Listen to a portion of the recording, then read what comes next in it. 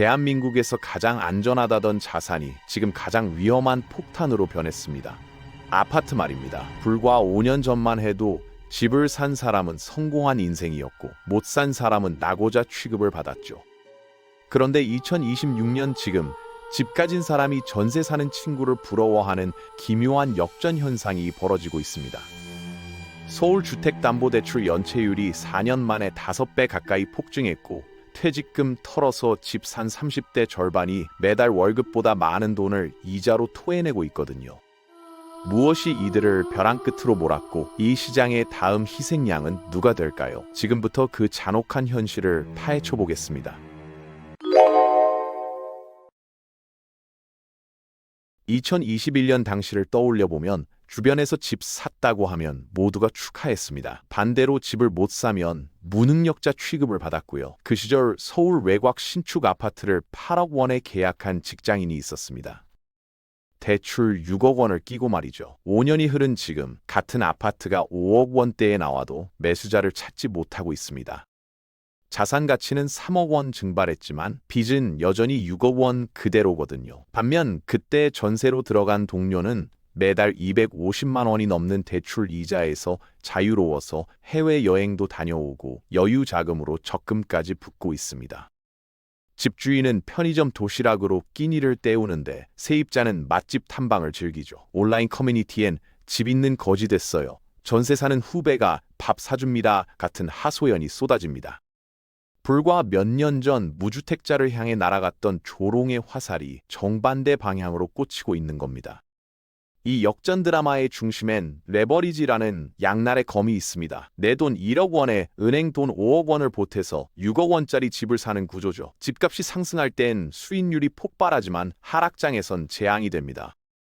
6억 원짜리 집이 5억 원 되면 내 돈 1억 원은 완전히 사라지고 빚 5억 원만 남거든요. 팔아도 빚을 못 갚는 상태. 이게 바로 깡통주택의 정체입니다. 2026년 현재 수도권 곳곳에서 이런 깡통이 양산되고 있습니다.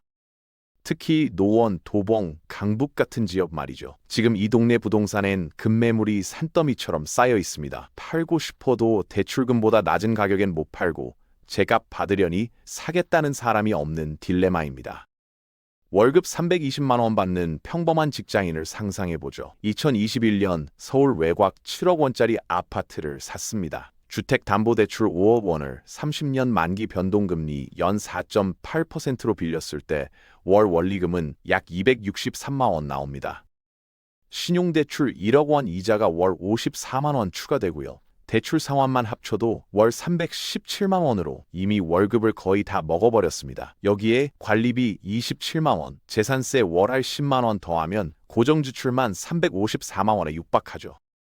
극단적 사례라고요? 2026년 주택담보대출 보유가구의 평균 DSR이 42%를 넘어섰거든요. 월급 320만 원 기준으로 134만 원이 대출 상환에 묶인다는 얘기입니다. 더 큰 문제는 이 고정지출이 줄어들 희망이 안 보인다는 겁니다. 집값 떨어져도 대출 원금은 그대로고 코픽스는 여전히 2.8%대를 유지하면서 한국은행이 기준금리 내려도 실제 대출금리는 쉽게 안 떨어지고 있으니까요. 그렇다면 도대체 왜 이렇게 많은 사람들이 무리한 대출을 받아서 집을 샀을까요? 2020년에서 2021년 사이 대한민국을 지배한 감정은 공포였습니다. 지금 안 사면 영원히 내 집 마련 못한다는 공포 말이죠. 당시 부동산 뉴스 헤드라인을 기억해보세요. 서울 아파트 또 신고가, 패닉바잉 열풍, 30대 매수 비중 역대 최고. 매일같이 쏟아지던 이런 기사들은 객관적 정보라기보단 감정적 자극에 가까웠습니다. 은행 마케팅도 내 집 마련의 꿈이라는 감성 카피로 포장했고 유튜브 인플루언서들은 지금이 막차, 오늘이 가장 싸다를 외쳤죠. 30대의 패닉바잉은 탐욕이 아니라 순수한 공포의 산물이었거든요. 주변 모두가 집 사는데 나만 안 사면 어떡하지? 이런 공포가 이성적 판단을 마비시켰습니다. 자기 돈 부족한 사람들에게 그 갭을 메워준 게 바로 혼합형 금리대출이었습니다. 처음 5년은 낮은 고정금리, 이후엔 변동금리로 전환되는 달콤한 조건이었죠. 5억 원 빌리면 월 원리금이 약 210만 원 나와서 어렵지만 불가능하진 않은 수준이었습니다. 많은 사람들이 5년 뒤엔 금리 내리겠지 하는 막연한 기대와 함께 이 상품을 선택했습니다. 그런데 현실은 정반대로 흘러갔죠. 2022년부터 한국은행은 기준금리를 급격히 올렸고 2026년 현재 혼합형 금리 최고치는 6%대에 근접했습니다. 2021년에 혼합형으로 대출받은 사람들의 5년 고정기간이 2026년부터 본격적으로 종료됩니다. 바로 올해죠. 그들이 마주할 변동금리는 처음 약정했던 3%대가 아니라 5%대에서 6%대가 될 수 있습니다. 월 원리금이 100만 원 이상 뛸 수 있다는 얘기입니다. 버티지 못한 사람들은 더 깊은 늪으로 밀려납니다. 주템볼 이자가 오르면 가계 현금 흐름에 구멍이 뚫리고 이 구멍을 메우기 위해 신용대출을 받고 한도 초과하면 카드론으로 넘어갑니다.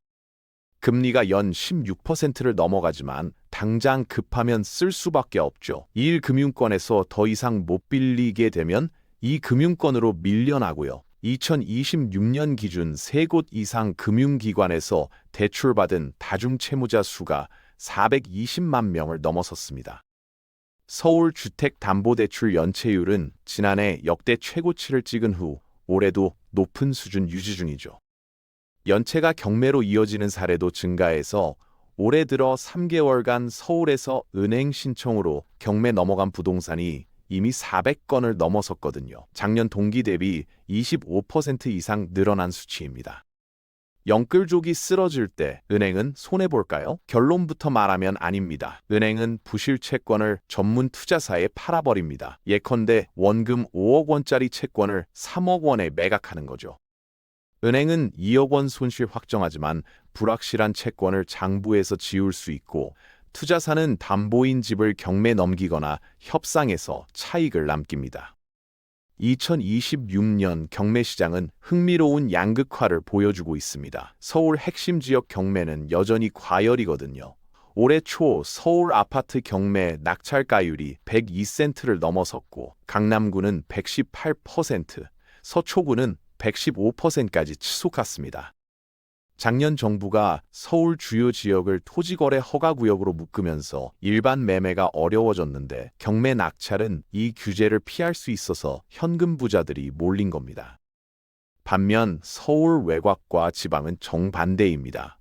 경기 북부 지역에선 신축 아파트조차 경매로 나오면서 낙찰가율이 65%대까지 떨어진 곳도 있죠. 이 시장 논리가 어디까지 갈지 옆 나라가 먼저 답을 보여줬습니다. 일본 거품 경제 붕괴는 1991년에 시작됐고 일본은 잃어버린 30년을 맞았죠.